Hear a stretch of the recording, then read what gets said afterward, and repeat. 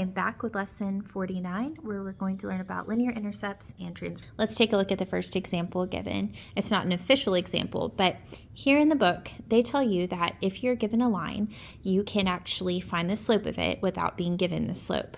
So what I could do is try to find a solid triangle that is going to land, where the points land on an axis that's helpful, or where it's not just in the middle of a square. So here I've got a great one. My run is 3, my rise is 2. So horizontally I go 3, vertically I go 2. That's X and Y. So you will see that it's a downhill slope as you move from left to right, so it's actually negative. So let's remember our slope-intercept form. That is Y equals mx plus b, where m is the slope and b is the y-intercept. Okay? So here, the slope would be negative 2 over 3, as they've given us. And my y-intercept is where the line is crossing the y-axis, so that's at 2. So I can easily write an equation. Now, they don't give you an official example for that one, but I want to actually do A with you, which will be one of your homework problems, just to make sure that it makes sense. So, find the equation of the line shown. What I want to do is draw a triangle where I have some good points. So I'm seeing this guy right here. This looks like a really good one to me. So when I look at that, I see that my run is 2, and my rise is 1, 2, 3, 4, 5.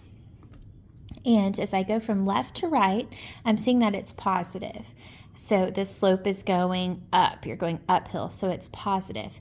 So what I'm going to do there is say that my slope, which is supposed to be rise over run, that's y over x, change in y over the change in x, that's actually 5 over 2. So my m is 5 over 2. The goal is they want us to find the equation of that line.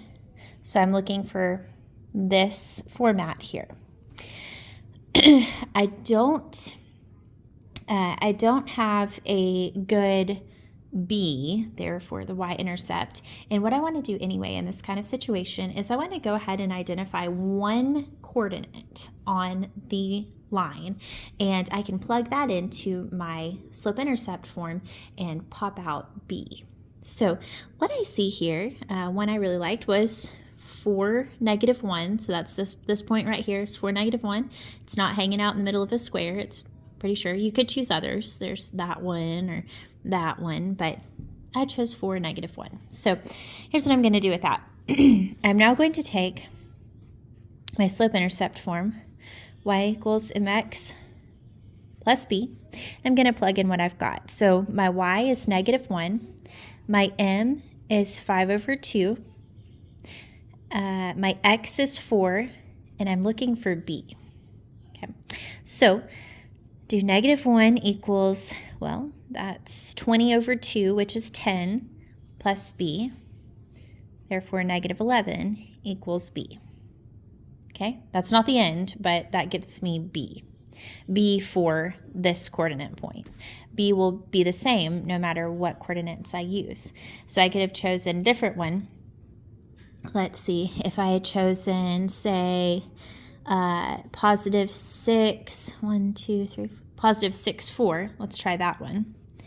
So if I had done 6, 4 and plugged that in, that would be 4 equals 5 over 2 times 6 plus b.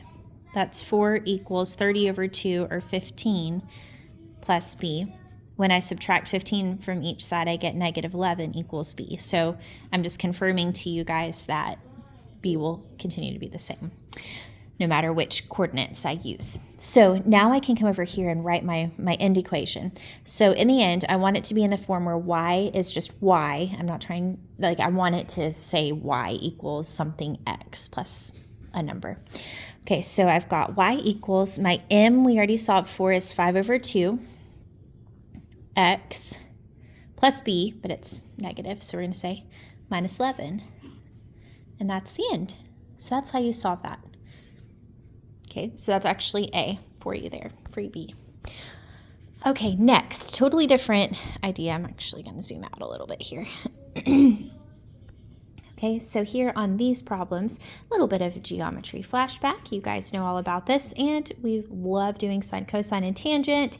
So what I'm going to do with these guys is note that, remember when you have parallel lines that are cut by a transversal, we have similar angles here. So 153, we're looking for angle Z, that's going to be 180 minus 153, so we end up with 27. What they're doing is they're taking this triangle right here and they've blown it up and isolated it. So here you've got this. They're asking for you to find sides A and B measurements. So we're going to use our sine, cosine, and tangent formulas, remembering SOHCAHTOA. SOHCAHTOA, let me write it over here. SOHCAHTOA.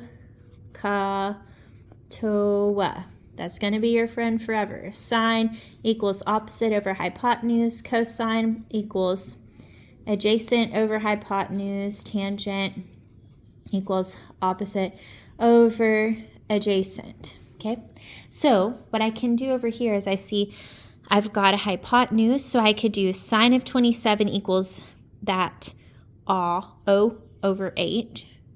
So that's what they did here to get 3.15.